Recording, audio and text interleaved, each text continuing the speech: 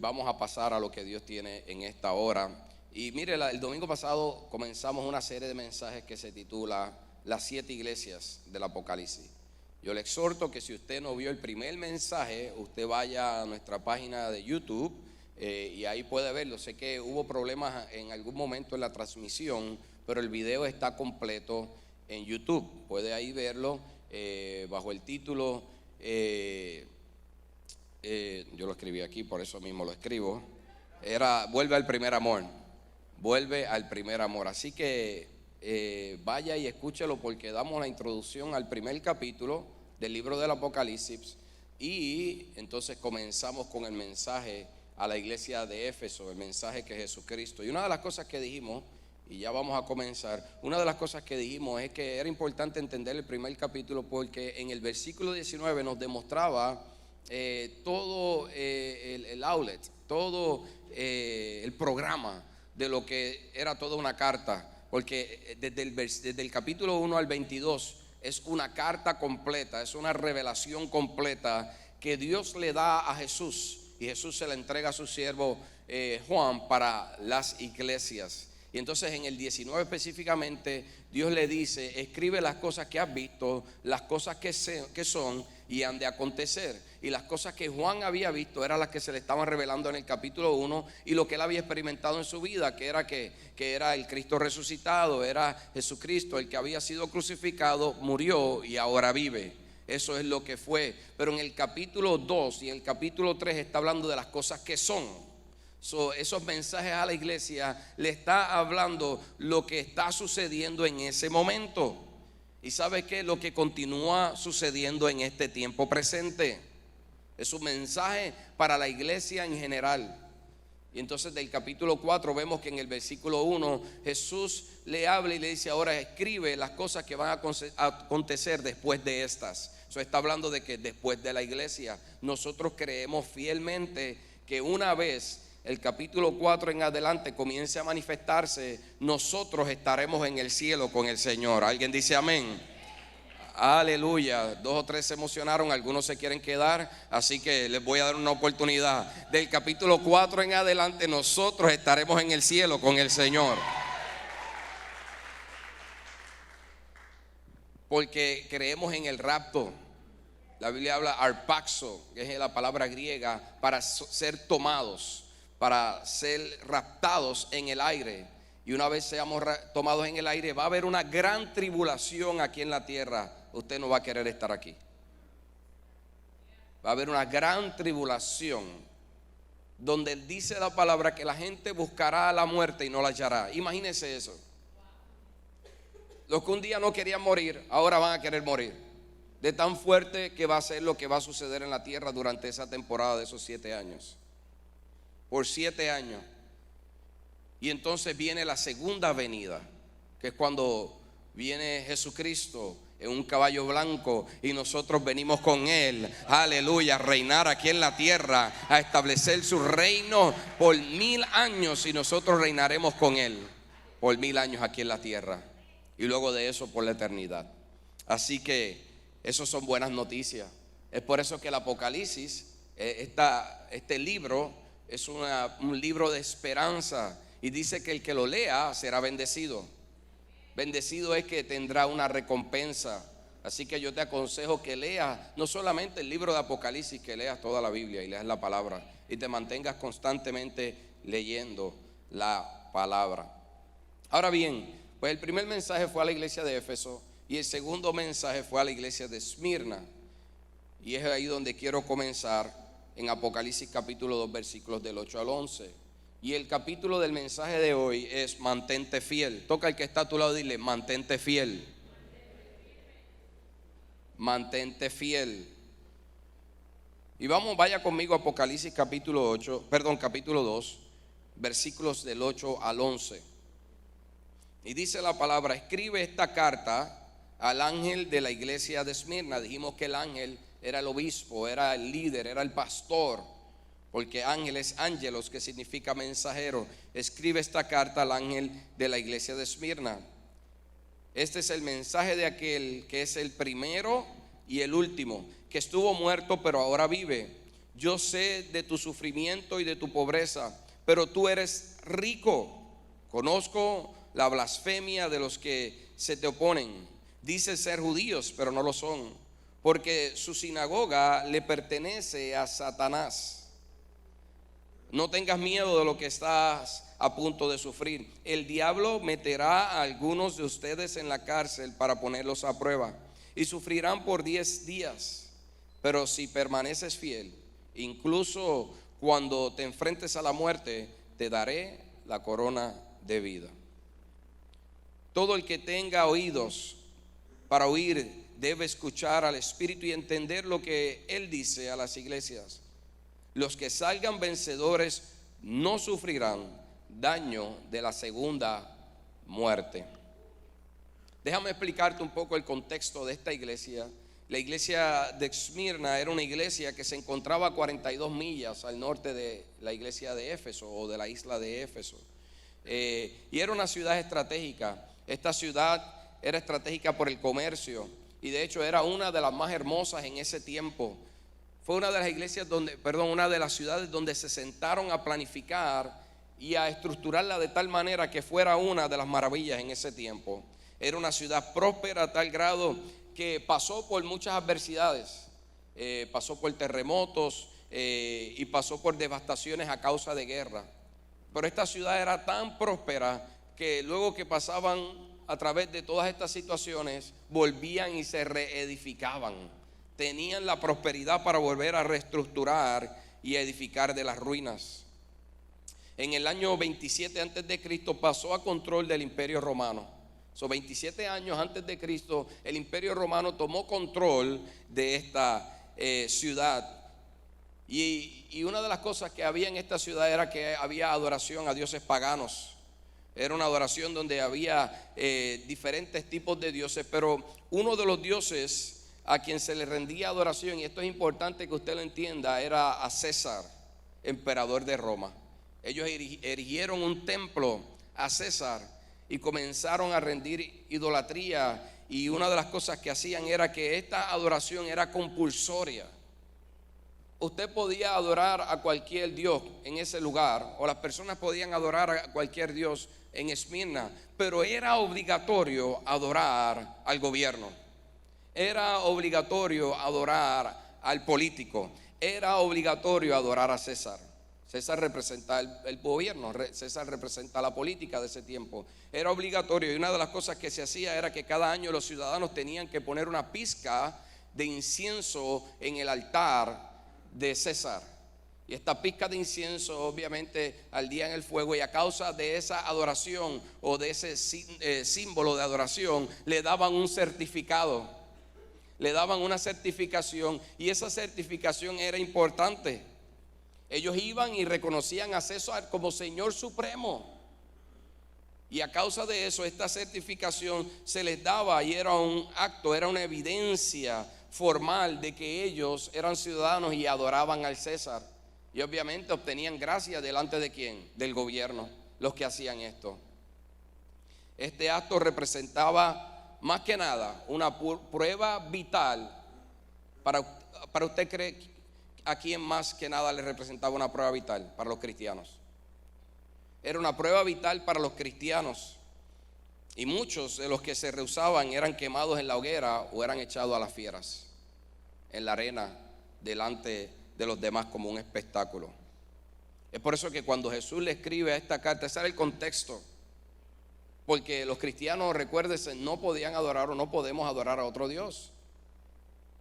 Entonces, o hacían eso y obtenían su certificado y lo presentaban como evidencia, o iban a experimentar persecución y muerte si no adoraban.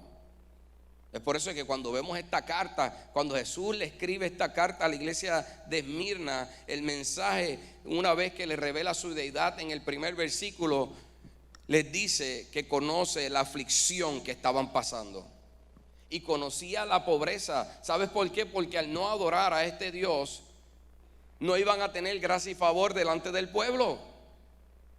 Entonces eran ciudadanos de segunda clase en ese lugar. y estaban siendo perseguidos, y Jesús conocía lo que estaba pasando. Jesús conocía las aflicciones, el dolor, la angustia, a causa de ellos mantenerse fiel para adorar y servir solamente a Jesús. Entonces estaban pasando por grandes aflicciones. Y yo quiero decirte algo: como creyentes nosotros no estamos exentos de pasar por tribulaciones, de pasar por necesidades, de pasar por pruebas. No estamos exentos. Y es por eso que el primer punto que quiero traer en esta hora: en el mundo tendremos tribulaciones. Y quiero hacer el énfasis: una cosa es la gran tribulación, que es lo que va a venir después del capítulo 4 en adelante, pero una cosa es las tribulaciones que vamos a experimentar aquí en la tierra. Mira lo que dice Juan capítulo 16 versículo 33. Jesús afirma esto antes de su partida: les he dicho todo lo anterior para que en mí tengan paz. Aquí en el mundo tendrán muchas pruebas y tristezas. Hay otra versión que dice: en el mundo tendréis aflicciones, pero aquí dice: tendrán muchas pruebas y tristezas. Pero anímese, porque yo he vencido al mundo. Pero anímese, porque el Señor nos da una muestra de que Él ha vencido. Segunda de Timoteo capítulo 3 versículo 12. Es cierto, y todo el que quiera vivir una vida de sumisión a Dios en Cristo Jesús sufrirá persecución. Todo el que quiera vivir una vida de sumisión. Si usted busca hacer la voluntad de Dios, aquí hay una promesa para usted. Pasaremos por aflicciones, pasaremos por necesidades, pasaremos por pruebas, pasaremos por cosas que nosotros no queremos experimentar. La palabra tribulación significa presionar junto, poner presión. Es una metáfora de aflicción, tribulación, angustia, de estrechez, o sea, de estar necesitado. Y nosotros como iglesia en esta ciudad y en esta región y en esta nación tenemos un gran problema. Que como hay una nación que vive prosperidad, que donde hay una nación que vive tantas cosas buenas, pensamos que nosotros no vamos a pasar por tribulaciones y necesidades. Y no es un mensaje el que traemos a la iglesia que nos prepare para cuando pasemos por situaciones difíciles. ¿Qué nos hace pensar que en Estados Unidos nunca vayamos a pasar por tribulación? Cuando por más de 1900 años el resto del mundo, en muchos lugares los cristianos pasan por persecuciones. No somos más lindos que ellos, no somos mejores que ellos. Así que en algún momento nosotros también pasaremos por tribulaciones, pasaremos por necesidades. Dios le dice a la iglesia de Esmirna: pasarán por tribulación, y no solamente eso, sino que estarán presos por 10 días. El 10 significa prueba. Cada vez que usted vea el 10 en la Biblia, significa prueba. Y quiero decirte, nosotros seremos probados.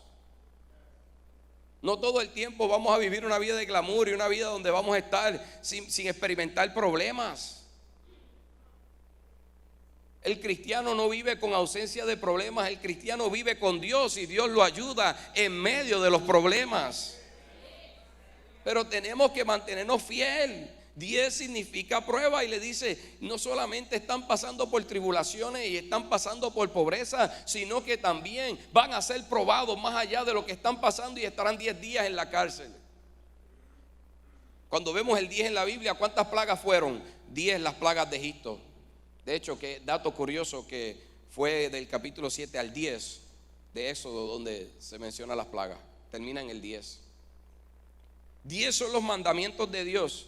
10 capítulos después, Éxodo 20, ahí Dios da los mandamientos. Eso nota por el lado, para los que les gusta profundizar más en la palabra. Porque quiero decirte algo: esta palabra es un diseño de Dios. Esto no es por casualidad. Cada número, cada capítulo, cada cosa es un diseño, fue diseñado. El hombre no se lo inventó. 10 veces fue vituperado Job por sus amigos. Job 19:3. 10 días son los que Daniel le pidió el eunuco para probar la diferencia entre su alimento y el alimento de los demás. Por 10 días Daniel fue probado para no contaminarse con la comida de los demás. 10 días significa prueba. Daniel 1:3. 10 es el % que Dios nos pide que devolvamos de nuestras ganancias y lo probemos a Él. Y nosotros seamos probados cada vez que recibimos lo que recibimos, sacando y apartando el 10% que le pertenece a Él. Por eso es que Él dice: probadme en esto. 10 significa prueba. Malaquías 3:10, versículo 10. Y 10 son los días que Dios le dice a la iglesia de Esmirna que serán probados en la cárcel. De hecho, un dato curioso, que cuando vemos la historia de la iglesia, que fue cuando fue perseguida a través de Roma, 10 fueron los gobernantes que oprimieron a la iglesia. 10 emperadores fueron los que pasaron, que oprimieron a la iglesia hasta llegar a Constantino. 10. Pasaron por 10 temporadas. Durante 250 años la iglesia fue oprimida por Roma. 250 años. ¿Usted sabe cuántos creyentes se cree o se estima que murieron a causa de la persecución? Alrededor de 5 millones de personas murieron por su fe. Por su fe. No por enfermedades, no por situaciones, no, por la fe. Por creer solamente en Jesús. Ahora, ¿sabes algo? En este siglo nada más, el siglo pasado, la muerte de todos los cristianos por persecución solamente en el siglo pasado es más que todos los que murieron en toda la historia de la iglesia. ¿Qué te deja decir eso? Saber que en nuestros tiempos hay una persecución mayor que los tiempos de Roma. Y nosotros estamos aquí bien, gracias a Dios, y oramos para que permanezcamos así. Pero no estamos exentos, iglesia. No estamos exentos. Mateo capítulo 10, versículo 22 dice: y seréis aborrecidos de todos por causa de mi nombre, mas el que persevere hasta el fin, este será salvo. Seremos aborrecidos, ¿por qué? Por causa de Jesús. Y hay dos cosas por las cuales generalmente somos aborrecidos por nuestra fe, o por las aflicciones que pasaremos. ¿Sabes por quién? Las aflicciones, número uno, por los que no creen. Hay gente que, como no creen lo que nosotros creemos, quieren que nosotros creamos en lo que ellos creen. Y dice la palabra: empezando por los que están en tu casa. Yo creo que específicamente dijo la suegra. Son bromas. A mí es buena.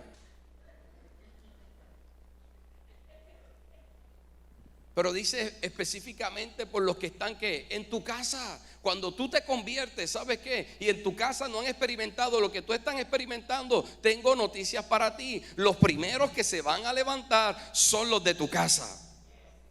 Y es por eso que tienes que mantenerte firme. El enemigo va a tratar de impedir que tú llegues a la casa, que tú busques de Dios, que tú te consagres. Y lo primero que te van a decir: mira, ahora es cristiano, pero mira cómo sigue comportándose. Van a cuestionar tu fe. Y tienes que mantenerte fiel. Toca al que está a tu lado y dile: mantente fiel. Gente que no está de acuerdo contigo, que se levantan en tu trabajo, que se levantan en donde tú caminas, en donde tú te rodeas, en tu esfera de influencia. Hay gente que simplemente tú no le caes bien porque eres creyente. Y entonces tú tienes que entender contra quién estás peleando, porque si no vas a comenzar a pelear contra esta gente cuando no entiendes que el Señor dice que cuando se levanten contra ti es contra mí que lo hacen. Y tienes que mantenerte fiel en medio de eso.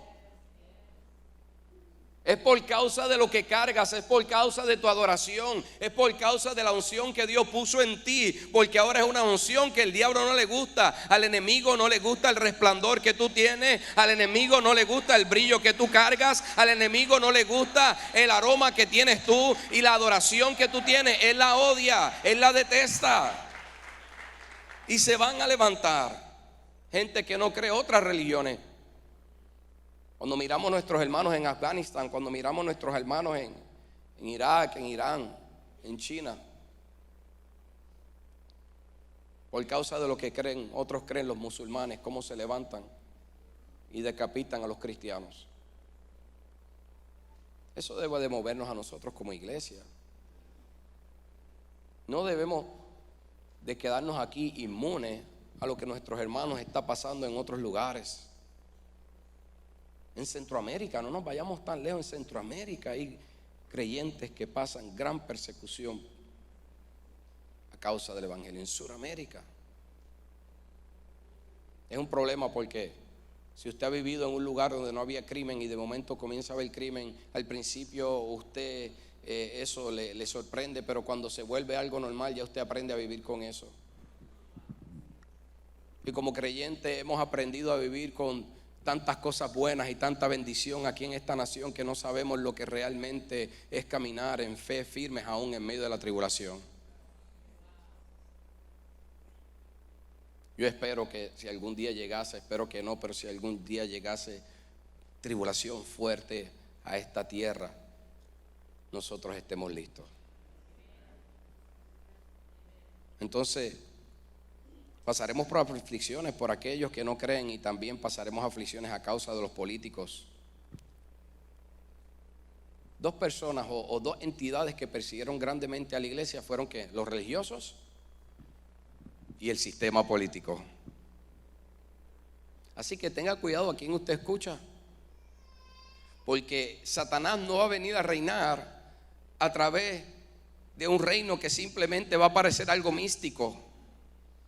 Satanás va a venir a reinar a través de un sistema de gobierno político que va a establecer. Y si miramos la historia vemos a Babilonia, si miramos la historia vemos a Siria, si miramos la historia vemos a Persia, si miramos la historia vemos a Roma, como eran sistemas de gobierno donde estaban constituidos de senados, de legisladores, de cosas que al fin eran embriagados de poder, y a través de eso el anticristo reinaba y terminaba levantándose en contra de la iglesia, porque la iglesia era la única amenaza o la única institución que tenía principios que iban en contra de las agendas de estos políticos. Y es por eso que usted tiene que tener discernimiento en estos tiempos. La iglesia siempre se va a oponer a lo que el hombre va a buscar hacer si no satisface a Dios. Para ellos la iglesia es una amenaza para el gobierno. Yo no estoy diciendo que el gobierno de nuestra nación, el anticristo, reina ahí, pero sí hay influencia del enemigo para detener la obra del reino de Dios. Porque usted cree que hay una agenda del aborto, porque usted cree que hay una agenda contra la niñez en las escuelas para traer una agenda de género, porque usted cree que hay una agenda para mantener otras cosas abiertas, pero para tratar de limitar a la iglesia cada vez más. La agenda LGBTB, izquierda, derecha, el frente y para atrás, porque son 20 letras ahí. El alfabeto. El principal enemigo de esta agenda es la iglesia. Y usted tiene que entender eso. Nosotros somos parte de esa iglesia. Usted no está exento sentado allá en una esquina. A usted le debe de mover eso, y debe de orar, interceder y luchar por aquello que se levanta en contra de la obra de Dios. Por eso usted ve en naciones como están tratando de cerrar iglesias. En China están destruyendo iglesias. Como los gobiernos comunistas, que son realmente el sistema de anticristo que quiere reinar. Y en esta nación hay una agenda socialista y comunista, y lo voy a decir así, y usted, si no lo cree, usted tenga discernimiento, que quiere interponerse porque es la agenda del anticristo. Y tenemos que tener cuidado, iglesia. Es por eso que no tenemos que votar por políticos, tenemos que votar por ideales, por principios que vayan conforme a la palabra de Dios. No estoy favoreciendo a uno ni al otro. Te estoy diciendo, mira los principios. Y tenemos que envolvernos en eso. Como latinos a veces nos quedamos porque estamos más pendientes de lo que está pasando en nuestro país. No, ahora estamos en esta tierra, y lo que nos afecta más no es lo que pasa en el país de donde nosotros venimos. Lo que nos afecta más es lo que pasa en este país, porque nuestros hijos van a la escuela de este país, nuestros hijos van a crecer aquí. Somos la voz, somos la trompeta de Cristo en esta tierra. Entonces hay un gobierno que quiere controlar, y usted sabe cómo controla, a través de miedo y terror. El que tiene oídos que oiga. Y usa todas sus artimañas, medios de comunicación y todo para manipular a las masas y moverlas a su favor. Toca el que está, estamos en este mundo, pero no somos de este mundo.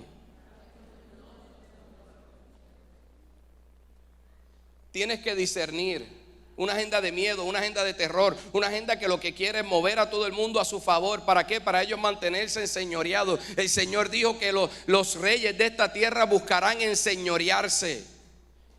¿Y quién es el rey de esos reyes? Satanás. De aquellos que buscan enseñorearse. Toca el que está y le despierta.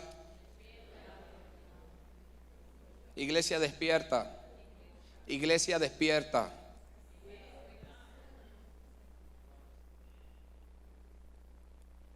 Entonces tratan de controlar por medio del terror y del miedo. Cuando no es una guerra, es una enfermedad. Cuando no es una enfermedad, es la economía. ¿Quieres que me vaya más profundo? Lee las noticias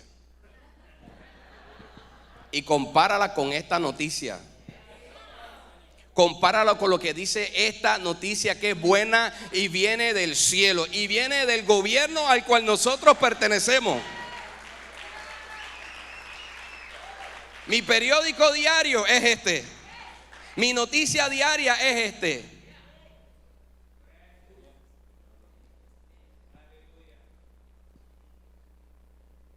Esto fue lo que hizo Roma. Buscó controlar a la iglesia por miedo, por terror, y si no adoraban, los echaban a la hoguera. Si no adoraban, no podían recibir de los beneficios que Roma daba al pueblo. Algún parecido con la realidad no es casualidad. Entonces, esto fue lo que hizo Roma. Y en especial a la iglesia, terminó echándole la culpa a la iglesia, usó a la iglesia como chivo expiatorio. Roma comenzó a pasar grandes debacles. Roma comenzó a experimentar enfermedades, porque iban a guerras, y esos soldados que iban a guerras traían enfermedades de esos lugares en donde peleaban. Entonces comenzaron a enfrentar enfermedades que trajeron muerte. Y no solamente eso, hubo inundaciones en ese tiempo donde dañaron las cosechas y los graneros, las cosas que tenían guardadas en los graneros, y comenzaron a experimentar hambruna.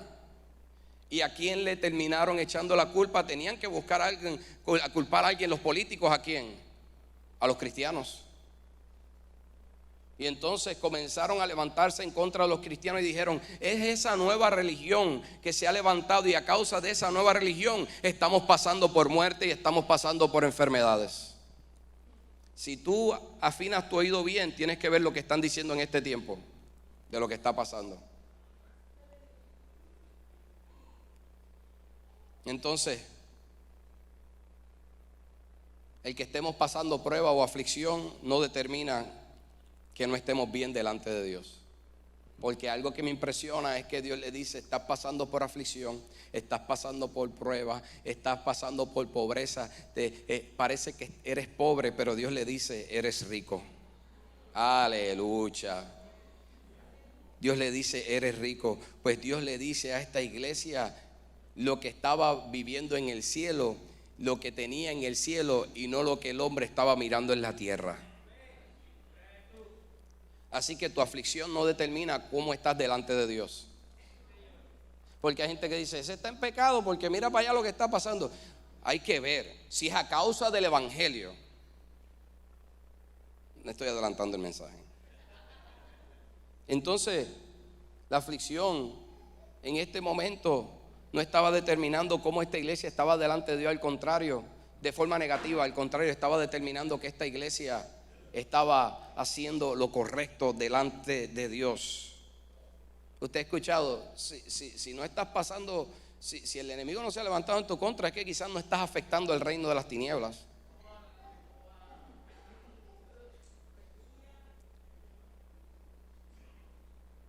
Y es por eso que te digo que estés pasando tribulación por causa del evangelio, no porque estamos cometiendo errores en nuestra vida, no porque estamos tomando malas decisiones, no porque no estamos haciendo lo que nos toca hacer, porque hay gente que pasa por tribulación y dice, esto es porque la prueba del Señor. No, es que tomaste una mala decisión, no buscaste escuchar a Dios, pecaste, hiciste algo mal, no te esforzaste en el trabajo, llegaste tarde al trabajo y te botaron. Eso no es una aflicción de Dios, eso es tú siendo negligente. Y yo, o la persona que lo haga. Sí, porque hay gente, esto es la prueba de la fe. No, tú te metiste en esa prueba, Dios no te metió ahí.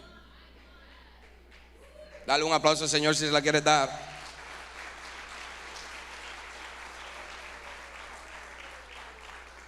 Hay gente que se mete en pruebas que Dios no los ha mandado.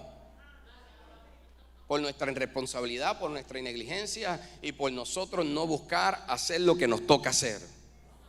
Ahora, si es a causa del evangelio, entonces ahí hablamos. Toca el que está tú y le mantente fiel. Entonces, Dios le dice a esta iglesia que era fiel. ¿Por qué? Perdón, que era rica. ¿Por qué? Porque era fiel en medio de lo que estaba pasando. Porque se mantuvo fiel. Y ese es el segundo punto que quiero hablarte. Mantente fiel hasta la muerte. Mantente fiel hasta la muerte. ¿De qué está hablando eso? De consistencia. Mantente fiel hasta la muerte.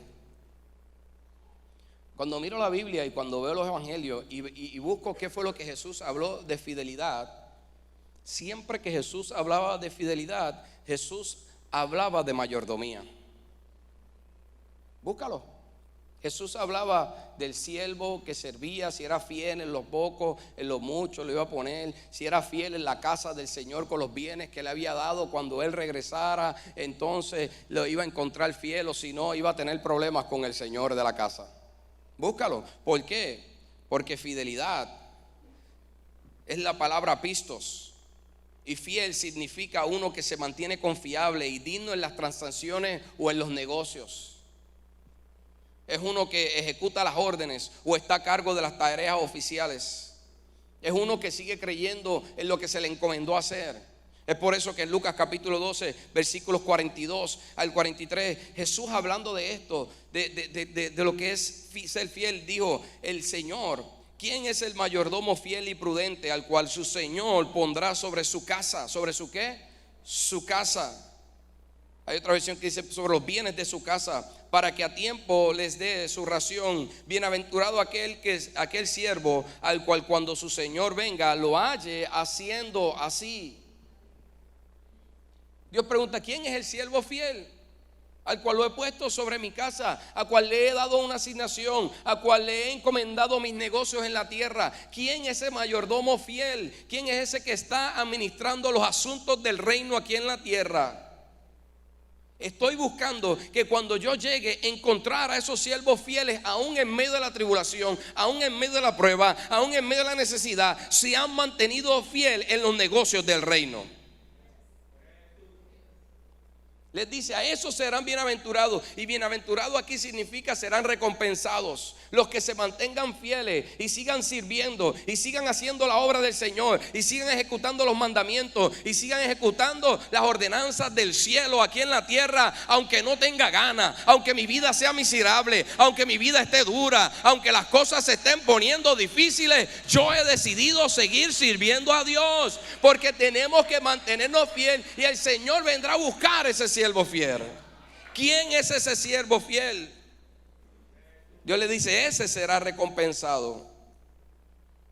Y le dice a Esmirna: mantente fiel. En otras palabras, mantente en los negocios, mantente haciendo la voluntad. Aunque seas pobre, mantente ayudando a los necesitados. Aunque tú te mantengas con dolor y sientas dolor por la persecución y te sientas rechazado, ve y busca a los rechazados y ve y busca a los que tienen dolor. Aunque tú te sientas que no eres de primera clase, ve y busca a los de primera clase. Ama a los que te rechazan, ama a los que se levantan en tu contra. Ve y sírveles y muéstrales el amor de Cristo aunque te odien.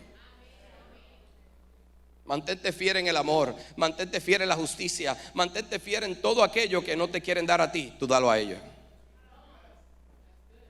Mantente fiel. Toca al que está, dile, mantente fiel.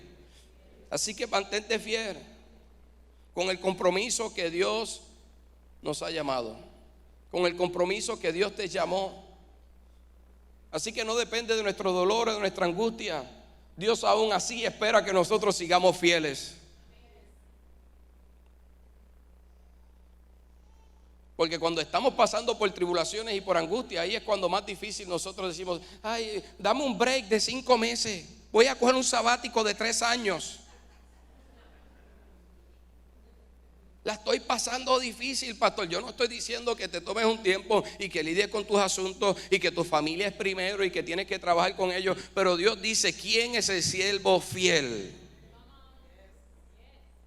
que será encontrado en los asuntos de su Señor? Y entonces hay gente que le duele una uña y ya se queda en la casa. O ya no quiere, alguien le hizo algo y ya pelean contra Dios y ya no quieren buscar de Dios. Es que en aquella iglesia me hicieron tantas cosas. ¿Tú le sirves a ese de la iglesia o tú le sirves a Dios?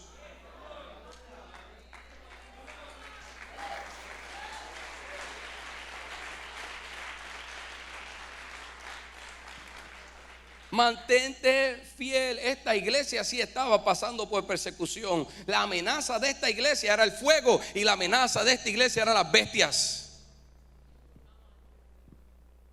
Y la amenaza de nosotros: ay, se me explotó la llanta del carro, me quedé sin trabajo, pero sigues recibiendo desempleo. Hay pan en tu casa por lo menos. Está difícil la cosa, pero tienes salud. Esta gente se veía en las marcas de la persecución. Esta gente, algunos estaban enfermos por tantos latigazos que habían recibido por no adorar a otro Dios. Esta gente los veían en las calles y los escupían. Esta gente a veces, como no tenían el certificado, no les daban acceso a cosas que tenían que debían de tener acceso, porque no adoraban al emperador. ¿Qué evangelio estamos viviendo, iglesia? Me acuerdo una vez, esta persona que conocí, que fue a Cuba y vino de Estados Unidos, o fue de Estados Unidos a Cuba, y le dice a algunos hermanos en Cuba: estamos orando por ustedes. Y los hermanos de Cuba le dijeron: no, somos nosotros los que estamos orando por ustedes, para ver si ustedes experimentan un poco de persecución y se avivan.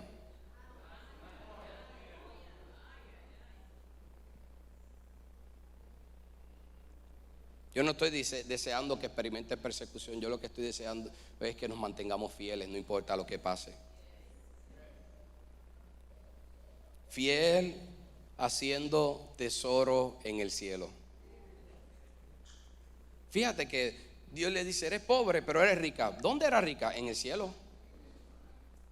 Y mira lo que Jesús habla acerca de hacer tesoro en el cielo. Lucas capítulo 12, versículo 32 al 34 dice: no temáis. Esto es en el mismo capítulo donde estaba hablando de cuál era el siervo mayordomo fiel. En ese mismo capítulo él habla de los afanes.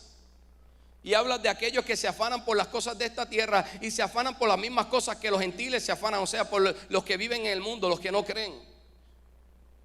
Que se afanan de qué comer, qué vestir, que se afanan por los lujos, que se afanan por los placeres de esta tierra. Jesús le dice esto, lo siguiente: no temáis, manada pequeña, porque vuestro Padre le ha placido daros el reino. Vended lo que poseéis y dad limosna. ¿A quién le está hablando? A gente que tiene necesidad. Le dice: ayuden a los que no tienen. Vendan lo que poseen y den limosna.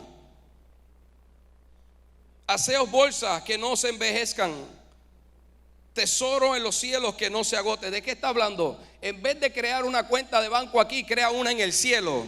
La de aquí se corrompe, pero la del cielo es eterna. Dale el aplauso si se lo quieres dar. Haceos bolsas que no se envejezcan, tesoro en los cielos que no se agote, donde el ladrón no llega ni polilla destruye, porque donde está vuestro tesoro, allí estará también vuestro corazón. Te pregunto: ¿dónde estamos haciendo tesoro?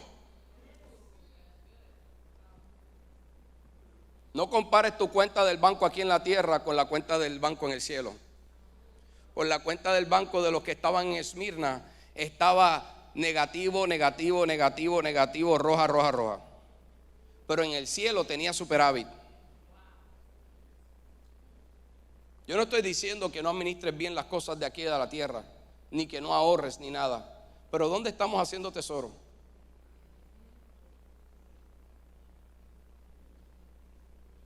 Y quiero decirte 3 cosas que necesitamos para mantenernos fieles. ¿Cómo podemos mantenernos fieles? Número 1, muere a los deseos de la carne. Tienes que morir al yo. Primera de Juan nos dice que la lujuria de este mundo por los placeres de los ojos, la lujuria de la carne y la vanagloria de este mundo son las cosas que nos alejan del amor de Dios. Y todo eso son los deseos de la carne. Tienes que morir al yo. Qué cosa que cuando definimos Esmirna, el mismo nombre de Esmirna ya estaba determinando lo que esta iglesia estaba viviendo. Esmirna significa mirra. De hecho viene de la raíz del hebreo que es mur, que significa muerte. Pero en griego es mirra. Y mirra fueron una de las cosas que le llevaron a Jesús. ¿Se acuerdan? Le llevaron oro, incienso y mirra. Oro, porque era un rey. Incienso, porque era Dios, adoración. Y mirra, porque había de morir. Y mirra era una goma que se extraía de un árbol y era agria si se probaba, pero cuando se exprimía o se trituraba emanaba un dulce o emanaba un olor grato.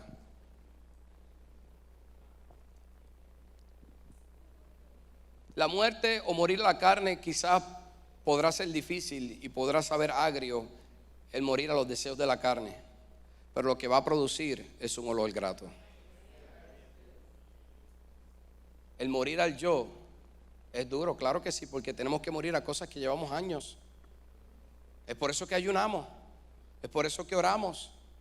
Pero si buscas hacerlo, producirá un olor grato. Filipenses 1:21 dice: porque para mí el vivir es Cristo y el morir es ganancia. Te lo voy a decir en otra versión porque me gustó. Leí de la Reina Valera. Voy a leer ahora de la Nueva Traducción Viviente. Dice: pues para mí vivir significa vivir para Cristo. ¿Qué significa para ti vivir? ¿Qué significa para mí vivir? Dice, significa vivir para Cristo, y morir es aún mejor. Porque cuando muero soy renovado conforme a la imagen y semejanza de Cristo. Entonces, número 1, tienes que morir al yo. Toca el que está hablando de tienes que morir al yo. La vieja criatura ya no puede estar ahí. No puedes decir, es que cuando se me sale la vieja criatura. No, pues no ha muerto. Esa vieja criatura está enterrada 7 pies bajo tierra. Ya murió, está en el fondo de la mar y Dios ya ni la está mirando. Somos nosotros a veces el que vamos al fondo de la mar a buscarla y sacarla. Nos toca a nosotros morir al yo, rendir esta carne. Es por eso que si quieres rendir esta carne, lo próximo es boa. 3 cosas, una muere al yo y el otro, pues si no sabes te lo voy a definir. Del griego, del hebreo al español. Significa Biblia, oración y ayuno. Necesitamos Biblia, oración y ayuno. Y es lo menos que los creyentes hacen en general. Biblia, oración y ayuno.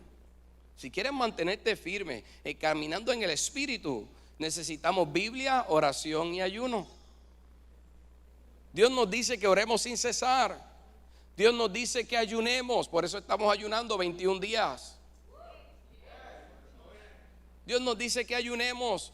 Y cuando ayunemos se rompen las ligaduras. Cuando ayunemos se pudren los yugos. Cuando ayunemos hay libertad. Cuando ayunemos podemos experimentar cosas que nunca habíamos experimentado. No es simplemente por cantar 2 o 3 cánticos. Estamos en una generación que lo que se está levantando es simplemente en cantar, pero no saben lo que es buscar intimidad. Y estamos viendo muchos moveres y gloria a Dios. Pero yo espero que ese mover nos lleve a una intimidad a solas con Dios, donde rindamos la carne, donde oremos, donde nos metamos en la palabra y ayunemos hasta que el Espíritu Santo descienda a nuestras vidas y quebrante nuestros corazones. Entramos 10 minutos, 15 minutos y salimos corriendo. Mire, en 10 minutos, en 5 minutos Dios puede hacer algo. Dios lo puede hacer. Pero usualmente nosotros que venimos y vivimos en esta carne, en 10 o 15 minutos todavía estamos luchando para conectarnos. Es más, usted puede estar 30 minutos o una hora luchando para conectarse. Yo a veces estoy 30 minutos luchando para conectarme. Y ya hay cosas que no me atacan como antes, pero hay muchos aquí que cuando se arrodillan, lo primero que vienen son pensamientos negativos del pasado. Porque el diablo te va a comenzar a atacar. Y ahí es donde tienes que persistir. Pon alabanza, pon adoración, pero conectándote a solas con Dios hasta que haya un rompimiento espiritual, porque tienes que pasar del segundo cielo al tercer cielo. Y a veces no pasamos del primero porque la carne dice: tienes hambre, o tienes que ir a lavar la ropa, o tienes que ir a lavar el auto, o tienes que ir a trabajar. La mente comienza a atacarnos y estamos ahí: y Señor, tú sabes que tengo cosas que hacer, nos vemos ahorita. Te levantas y te vas y dejas a Dios porque estamos afanados. Y ahí es donde dejamos el primer amor que hablamos el domingo pasado. No experimentas el primer amor si no pasas tiempo con Dios. Y si no pasas tiempo con Dios, no vamos a poder mantenernos fieles en lo que Dios nos llamó a hacer. Yo sé que esto está un poco duro, pero este fue el mensaje que Dios le habló a las iglesias. ¿Qué Jesús predicaría hoy si viniera a la iglesia? Yo creo que uno de estos 7 mensajes, porque eso fue lo que Él le predicó a las iglesias. Si usted ve, mientras Él estuvo en la tierra, Él estuvo predicando ¿a quién? Al pueblo de Israel. Pero cuando estuvo en el cielo, mandó un mensaje ¿a quién? A la iglesia, y está resumido en estos 7 mensajes. Y son los mensajes que muchas veces menos atención ponemos, y fueron las predicaciones de Jesús a la iglesia. Predicamos 20 otras cosas. Entonces, Biblia, oración y ayuno. Toca el que está de él, nadie está exento. Nos toca a todos leer la palabra, nos toca a todos orar y nos toca a todos ayunar. Dios dice: cuando ores. Dios dice: cuando ayunes. ¿Cuándo? Eso quiere decir que Él está esperando en algún momento. Y te voy a decir algo: las cosas nunca van a estar perfectas para que tú ores y ayunes. No esperes el tiempo perfecto. Hazlo y ya. Ponlo en tu agenda, ponlo en tu programa. No esperes que la iglesia haga un ayuno congregacional. Se supone que tú y yo nos mantengamos en una vida constante de ayuno en oración. Los fariseos oraban 2 veces en semana. Los fariseos, que Dios decía que eran hipócritas. Los fariseos. Entonces, número 3, congrégate. Número 1, muera el yo. Número 2, Biblia, oración y ayuno. Número 3, congrégate. Tenemos que congregarnos, iglesia. Mira lo que dice Primera de Timoteo, y ya estoy terminando, si el piano me ayuda. Primera de Timoteo 1, 14 al 15. Esto te escribo aunque tengo la esperanza de ir a verte pronto, o pronto a verte, para que si tardo sepas cómo debes conducirte en la casa de Dios. ¿Cómo debes conducirte? ¿Dónde? Cuando vemos varios versículos anteriores, la palabra está hablando a aquellos de cómo deben de conducirse, a los obispos y a los diáconos, cómo debían de conducirse. Y ahora le habla y sigue diciendo cómo debes de conducirte en la casa de Dios. Pero mire esto que es poderoso, que es la iglesia del Dios viviente.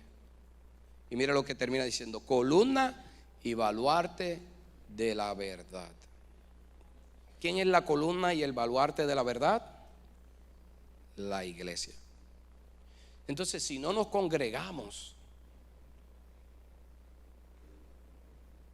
cuando vengan los problemas y vengan las situaciones, ¿cómo nos vamos a mantener firmes si no estamos agarrados de la columna?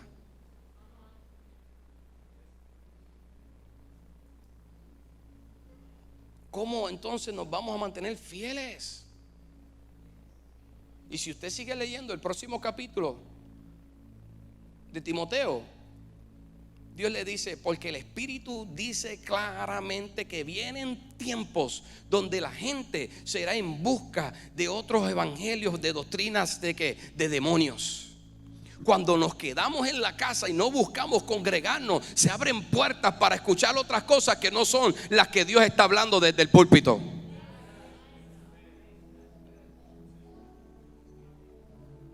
Nos quedamos y nos desconectamos.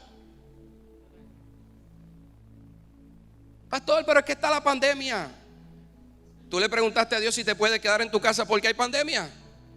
Dios le dijo a esta iglesia, mantente fiel, está siendo vituperado, te están persiguiendo, pero sigue buscando y congregándote y haciendo la voluntad. Sigue en los negocios del reino. Miren, en China,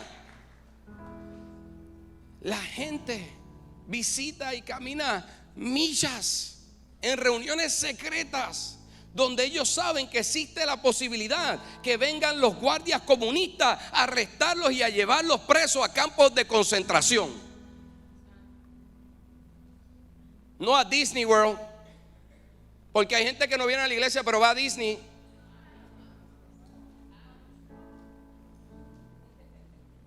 Hay gente que no viene a la iglesia pero está viajando en un avión donde hay 300 personas, todos apretados,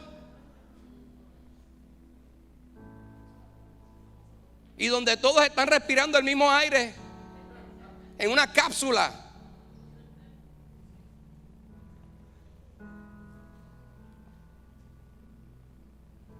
Eso es una pequeña tribulación que ha venido y muchos se han quedado. Imagínate si realmente viene tribulación. Yo espero que si realmente venga tribulación, esta iglesia no se quede vacía.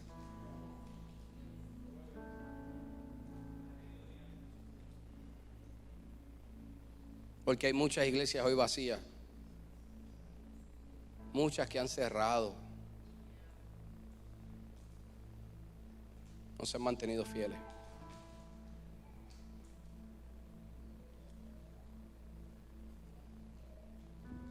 La iglesia es el baluarte de la verdad. La iglesia es columna.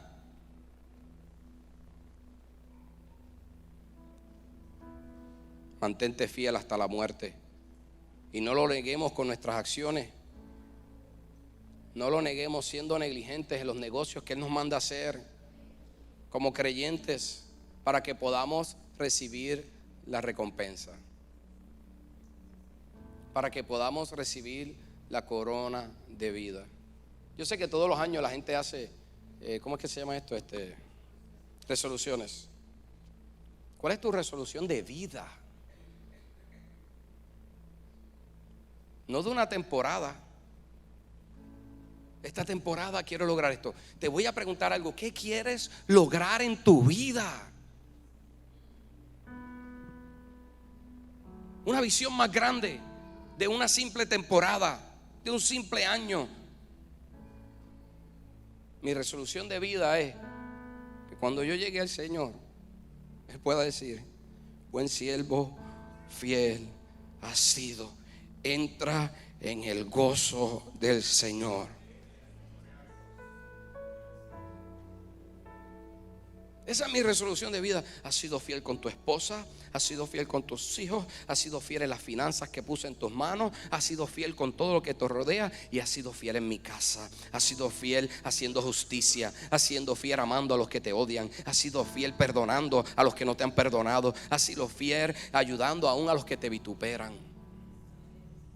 Has sido fiel adorándome, has sido fiel en el primer amor. ¿Cuál es tu resolución de vida? ¿Mantenerte vivo aquí? ¿O saber que algún día vamos a morir y cuando muramos podamos tener y recibir la corona de la vida?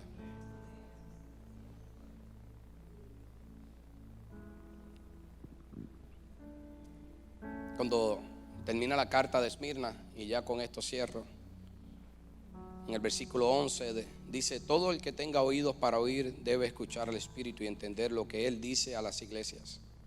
Los que salgan vencedores no sufrirán daños de la segunda muerte. ¿Usted sabe por qué la segunda muerte? Porque nosotros vamos a morir, todo el mundo va a morir, pero los que mueren en Cristo no van a volver a morir. porque resucitamos para eternidad. Pero hay unos que no mueren en Cristo, y los que no mueren en Cristo, ya usted sabe para dónde van. Van para el infierno. Pero estos serán resucitados en algún momento después de 1000 años para presentarse delante del gran trono y experimentar un juicio que ya ese será eterno. Y morirán otra vez por la eternidad para experimentar un lago de fuego y tormento por el resto de la eternidad. Y tendrán una segunda muerte. Pero nosotros, los que morimos en Cristo, solamente una, la que está en esta tierra. Entonces les dijo en el versículo 8, mire qué tremendo, porque Jesús, usted va a ver esto en las cartas. Jesús siempre empieza dándole la llave que necesitan para su consuelo final, para vencer. Jesús siempre empieza a cada carta hablándole de la llave que necesitan para vencer al final. En el final le dice: el que venza hasta la muerte, que no tendrá daño de la segunda muerte. Pero en el versículo donde empezó el 8 dice: escribe esta carta al ángel de la iglesia de Esmirna. Este es el mensaje de aquel que es el primero y el último, el que estuvo muerto pero ahora vive. En otras palabras, desde el principio Dios le estaba diciendo: yo te voy a dar consuelo porque yo sé lo que es estar muerto. Pero no te preocupes, que yo resucité. Y si yo resucité y tú crees en mí, tú vas a resucitar. Pero no solamente eso, antes de eso le dice: yo soy el primero y soy el último. Y él no está hablando del principio, del fin, del omega, el alfa, el omega. Son varios contextos diferentes. Ahí está hablando: yo sé de lo que es estar arriba, pero sé también soy el último, porque estando arriba me despojé de todo y estuve hasta lo más bajo. Y sé lo que es pobreza, sé lo que tú estás pasando. Dios le da un consuelo y le dice: yo soy el primero, pero también sé, soy el último. Yo estuve abajo también, yo estuve también despojado de todas las cosas y me hice siervo de siervos. Sé lo que tú estás haciendo, pero resucité. Es por eso que termino diciendo: Jesús venció al mundo y venció la muerte, y si Él venció, nosotros también podemos vencer. No hay excusa. No hay excusa. Lo que tenemos es que comprometernos. No hay excusa. Si Él venció, tú y yo podemos vencer. Termino. En Esmirna, cuando escriben esta carta, fue alrededor de 95 años. Cuando Juan escribe esta carta, 95 años después de Cristo. Y le escribe esta carta a la iglesia de Esmirna. Y cuando le escribe esta carta a la iglesia de Esmirna, en Esmirna había un discípulo que era un discípulo de Juan, estuvo a los pies. Y ahora, un tiempo después, este discípulo se llamaba Policarpo y era el obispo de la iglesia de Esmirna. Era el pastor de la iglesia de Esmirna. Este pastor recibe esta carta y Dios le dice: mantente fiel. Entonces Policarpo estaba experimentando su iglesia persecución y estaban buscando a Policarpo para matarlo. Escúchame esto: si te pierdes esta parte, te perdiste algo poderoso. Policarpo estaba experimentando persecución y lo estaban buscando para matarlo, pero no lo encuentran a él, y encuentran a uno de sus discípulos, a varios de sus discípulos, y los discípulos no dicen dónde estaba él, pero los torturan a tal punto que ellos logran decir dónde estaba él. Terminan diciendo dónde estaba Policarpo. Llegan los soldados romanos a la casa de Policarpo, y cuando llegan a la casa de Policarpo, Policarpo baja las escaleras y usted sabe cómo lo reciben. Ellos llegan haciendo un montón de escándalos y Policarpo lo recibe con amor y les dice: háganle comida a los soldados, aquellos que lo iban a arrestar. Y les comienza a servir, y ellos se asombran tanto que los soldados comienzan a decir: tanto alboroto para este anciano que es manso. Y les dice: ¿me pueden permitir una hora de oración? Y mientras ellos comen, Policarpo se va a orar, sabiendo que ya su vida va a terminar, porque Dios ya le había revelado por sueño cómo iba a ser su muerte a causa de su fe. Así que él tranquilo se entrega, termina su oración, ora como una hora, recibe fuerzas y se va. Cuando lo llevan delante del César, el César lo sube a su carruaje. Y cuando lo sube a su carruaje, para persuadirlo, le dice: ¿por qué no niegas a tu Jesús y me sirves a mí y me reconoces? Lo único que tienes que hacer es reconocerme como Señor y tu vida será perdonada. Y niega a Jesús. Y te lo voy a leer. El gobernador aconsejó a Policarpo que tuviese piedad de sí mismo por razón de su edad avanzada y que negase su fe en Cristo de una vez por medio de un juramento en el nombre del emperador. En otras palabras, que aceptara al emperador como su Señor. Y mire lo que Policarpo le contesta: he servido a mi Señor Jesucristo durante 86 años y nunca me ha causado daño de alguno mismo. ¿Cómo puedo negar a mi Rey, que hasta el momento me ha guardado de todo mal y además me ha sido fiel en redimirme? Al escuchar este testimonio, el gobernador amenazó de echar a Policarpo al foso de las fieras si continuaría firme en su testimonio. Y le dijo: tengo listas las fieras y te echaré entre ellas, a menos que cambies de pensar. Y mira lo que le contesta a Policarpo: que vengan las fieras, porque no cambiaré mi fe. No es razonable cambiarnos del bien al mal por razón de las persecuciones. Mejor sería que los hacedores de maldad se conviertan del mal al bien. Y el gobernador respondió: está bien, si no quieres negar tu fe y a las fieras no les tienes miedo, te vamos a quemar. Y una vez más Policarpo le contestó diciendo: usted me amenaza con el fuego, que arderá tal vez 1 hora y luego se apagará. Pero usted no sabe de las llamas del juicio de Dios, que es preparada para el castigo y tormento eterno de los impíos. Pero ¿por qué demora? Traiga las fieras, traiga el fuego o traiga lo que sea. Ningún tormento me hará negar a Cristo, mi Señor y Salvador.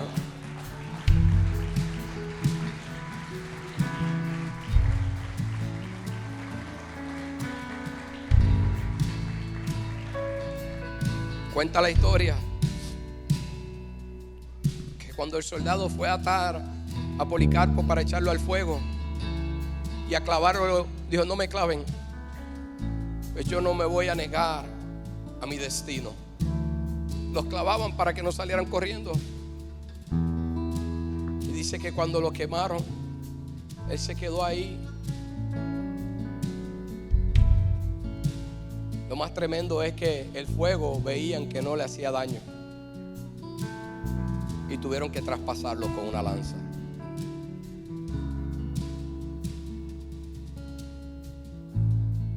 Pero él estuvo dispuesto a mantenerse fiel hasta la muerte. Si él lo hizo, nosotros podemos. Ponte de pie en esta hora, por favor.